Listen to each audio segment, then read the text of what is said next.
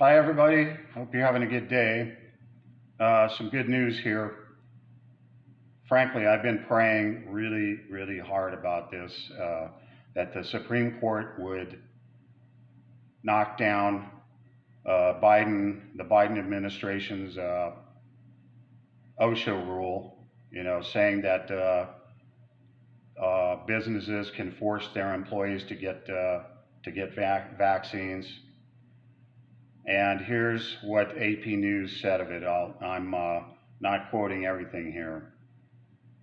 The court's conservative majority concluded that the administration overstepped its authority by seeking to impose OSHA, that is the Occupational Safety and Health Administration's vaccine or test rule on U.S. businesses with at least 100 employees. Goes on to say, OSHA has never before imposed such a mandate. OSHA has never before imposed such a mandate, nor has Congress. Indeed, although Congress has enacted significant legislation addressing the COVID-19 pandemic, it has declined to enact any measure similar to what OSHA has promulgated here. Now, I've been saying all along that the Biden administration doesn't have this kind of authority, nor does OSHA. OSHA started back in the 1970s. I remember when it started because I was working at a print shop at that time. I wasn't playing any gigs right at that particular time, and this was way back in the 70s. I had taken a couple of years off of performing. I was only about 19, maybe 20, 21 years old, and I was taking a year or two off of performing, and even though I started playing in clubs when I was about 17, 18 years old. I got a day gig, and I was working 8 hours a day at this print shop, and I remember the OSHA rules that they had to have in place on us on these print shops. That's when all this OSHA stuff started. And they had to abide by strict OSHA rules in this print shop that were to keep workers safe, which is a good thing. I don't have a problem with that. There were certain things that could happen in a print shop, with those massive print machines that I was using. I ran a printing press. Basically, that was a double-sided printing press called an Bidet printing press that was large, and there were safety standards that they had to abide by.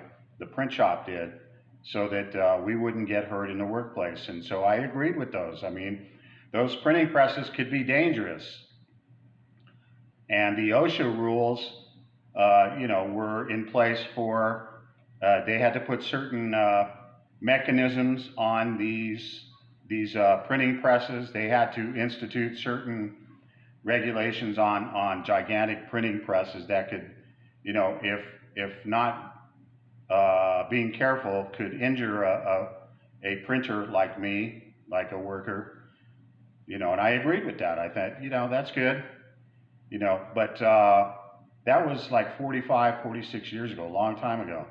But in today's world, and the Biden administration, they wanted to use OSHA, which instituted those workplace rules, to say that people that workplaces had to impose certain vaccine mandates on their workers, saying, you have to get vaccinated, or you're fired, or you have to be tested, every week or every few days, or you're fired. In other words, you need to get a vaccine or you're going to lose your job. And that is not what OSHA was instituted for way back in the 70s when I was young. It was not instituted to force people to get some kind of a health measure like a vaccine that they don't want to get. That's not what OSHA was about. I know it wasn't. I remember when OSHA first came in 45, 47 years, a long time ago. That wasn't its purpose. Its purpose was to protect workers from injuries within the workplace, not from forcing, employers to have to make their employees get a vaccine that they don't necessarily want to get. That's not what OSHA was about. I remember it. I was working back then, and I remember what OSHA was about. It wasn't about forcing people to get a medical procedure. That's not what OSHA was. The Biden administration overstepped its authority, and so did OSHA. And I think they know that too. And they began using this to force employers to make their employees get this vaccine when not all of them want to get it. People, wanted to opt out of it for all kinds of reasons. Religious reasons, like, well, I disagree with this vaccine because it was first made from aborted fetal cells. I'm against abortion. I don't feel like I should have to take that shot. Or for any other reason, say I just disagree with it, and the fact that the government is increasingly forcing us to get this shot, I am more and more inclined not to get it. And I've heard all the arguments, but here's something that you vaccine people, the vaccine pushers, need to take into account, and it's this.